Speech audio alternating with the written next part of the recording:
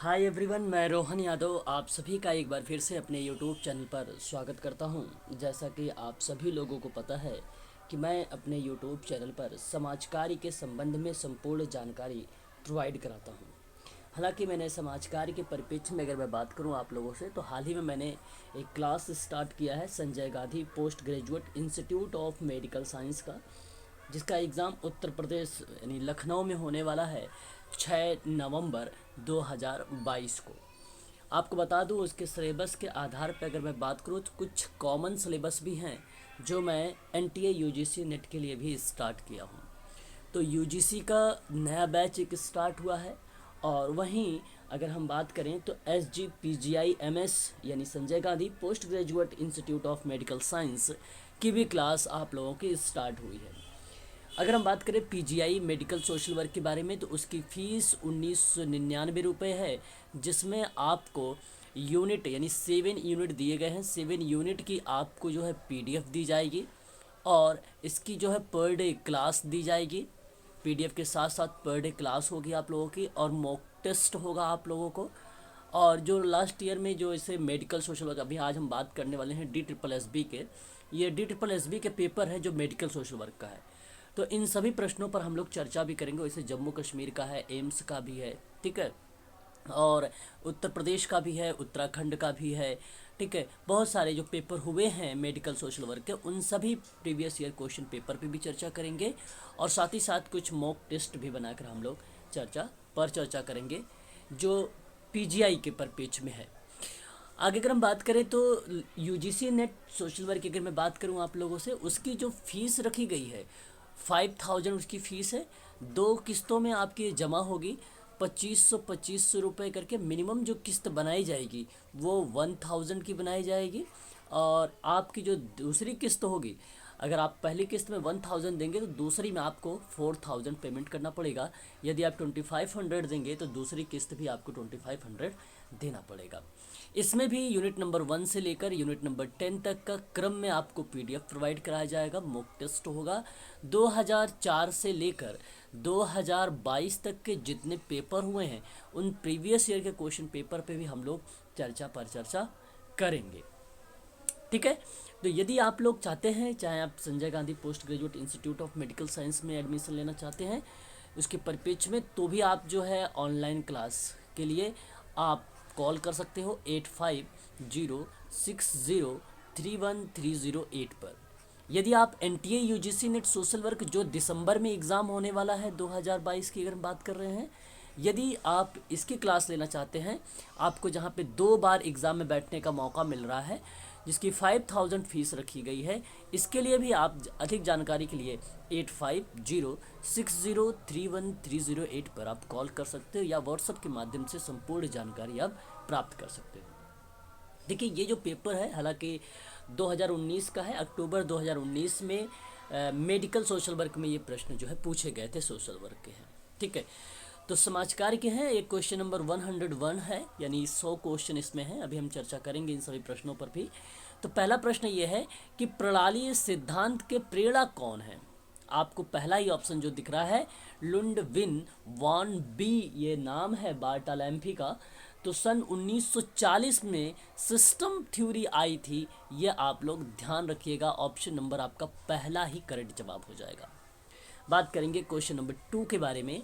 Question number 2 यानी 102 कह रहा है, सामाजिक अध्ययन की प्रक्रिया को मॉडलिंग किसने कहा, और अन्यों के व्यवहार को सफलतापूर्वक ढालने के लिए एक व्यक्ति हेतु वांछित 4 शर्तें दी गई हैं।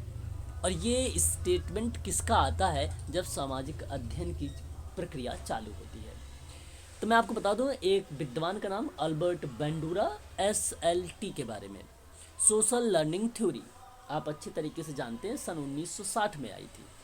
और उन्होंने इस बात को कहा भी था कि अन्य के व्यवहार को सफलतापूर्वक ढालने के लिए एक व्यक्ति हेतु वांछित 4 शर्तें दी थी इन्होंने।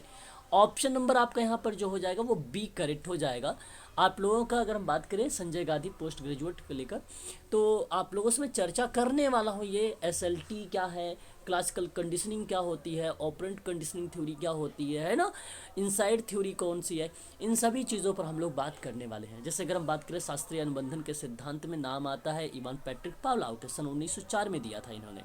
सबसे पुराना अगर थ्योरी पूछता है ना तो इवान पैट्रिक पावलोव का ही नाम आता है। और बीएफ स्किनर आपको मालूम है ओसीटी के बारे में ये जाने जाते हैं, ऑपरेंट कंडीशनिंग थ्योरी के बारे में, सक्रिय अनुबंधन का सिद्धांत दिया था। और कार्ल जुंग की बात अगर हम लोग करते हैं तो ये व्यक्तित्व के विकास में अपनी एक अहम भूमिका निभाया है इन्होंने, हालांकि व्यक्तित्व का सिद्धांत भी कहा जाता है। तो मैं आप लोगों से कहूँगा कि यहाँ पे ऑप्शन नंबर जो बी होगा यही करेक्ट माना जाएगा। क्वेश्चन नंबर 103, देखिए इसकी इंग्लिश भी मिल जाएगी आपको, इसके ऊपर इंग्लिश भी है क्वेश्चन में, ठीक है ना। तो मैं पीडीएफ अभी आप लोगों को जो है ग्रुप में डाल दूंगा, आप आसानी से इसको देख लीजिएगा। 110 की बात करते हैं तो मतभेद सिद्धांत, मतभेद का मतलब यहाँ पे कॉन्फ्लिक्ट से दिया गया है, संघर्ष से दिया गया है। मतभेद का सिद्धांत जो है मतभेद और डैश को समझने के लिए उपयुक्त होता है। बेसिकली 103 की अगर हम बात करें यहाँ पे तो कार्ल मार्क्स का ये स्टेटमेंट है, और कार्ल मार्क्स ने जो समाधान की प्रक्रिया बताया है, मतभेद और समाधान को ही समझने के लिए उपयुक्त ये जो है संघर्ष का सिद्धांत दिया था। ऑप्शन नंबर बी आपका करेक्ट हो जाएगा 103 का। क्वेश्चन नंबर 104 की बात करेंगे, डैश आदर्श और मूल्य के उद्देश्य का निकट सद्भाव देखता है, क्या समुदायवाद, उपयुक्तावाद, समाजवाद या ढांचागत व्यवहारिकता। क्वेश्चन नंबर 104 का जो सही जवाब होगा वो समुदायवाद होगा, जहां आदर्श और मूल्य के उद्देश्य का निकट सद्भाव देखा जाता है। ऑप्शन नंबर पहला करेक्ट हो जाएगा यहाँ पर। आपको बता दूं जॉर्ज मेड के बारे में आपने सुना होगा, जॉर्ज हर्बर्ट मेड, इन्होंने 3 जो है स्टेजेस बताए थे। हालांकि नकल, भाषा, खेल और खेल को शामिल करना है, हालांकि वो उसी के अंतर्गत जो आई मी सेल्फ का जो कॉन्सेप्ट था, जो मैं मुझको जो सिद्धांत दिया था उसी से संबंधित ही है। तो स्वयं का विकास के लिए बेसिकली यहाँ पर जो उसकी श्रृंखला को बताया गया था वो 3 स्टेजेस में बताया गया था। तो ऑप्शन नंबर आपका यहाँ पर जो होगा वो पहला ही करेक्ट हो जाएगा। मैं इस पर भी आप लोगों से चर्चा करूँगा, ठीक है। बात करेंगे क्वेश्चन नंबर 106 के बारे में। मनुष्य का मस्तिष्क एवं मानसिक कंपोनेंट यानी घटक डैश से उभरता है। मैं आपको बता दूं कि सिंबॉलिक कम्युनिकेशन होता है, symbolic communication option number A में है, सांकेतिक संप्रेषण, यही आपका करेक्ट माना जाएगा। डैश एक स्थिति है जब एक मनुष्य को यह निर्धारित करने में परेशानी होने लगती है कि वह कौन सी भूमिका धारण करे।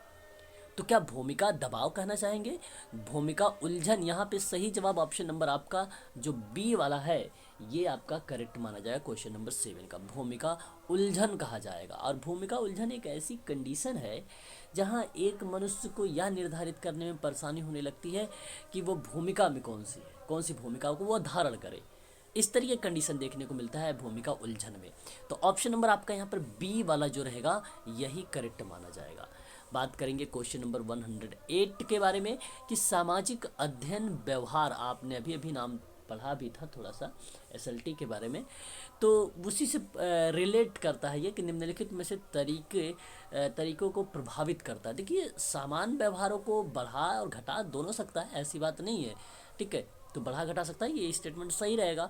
और पिछले जो प्रतिबंधित व्यवहार होंगे उसको भी बढ़ा सकता है ये, है ना। तो बढ़ा सकता है। मैंने एक आप लोगों के सवाल जब थ्योरी करा रहा था कल की क्लास में शाम को 8 बजे से, तो मैंने वहाँ पे बताया भी था आप लोगों को, मेडिकल सोशल वर्कर जो यूज करता है शब्द में सत्ता वाले शब्द को यूज करता है। और एसएलटी के अगर पॉइंट आप उसके दृष्टिकोण से अगर आप देख रहे हैं पॉइंट ऑफ व्यू से, तो ये भी आपका सही रहेगा, है ना। तो दोनों स्टेटमेंट आपके सही हैं।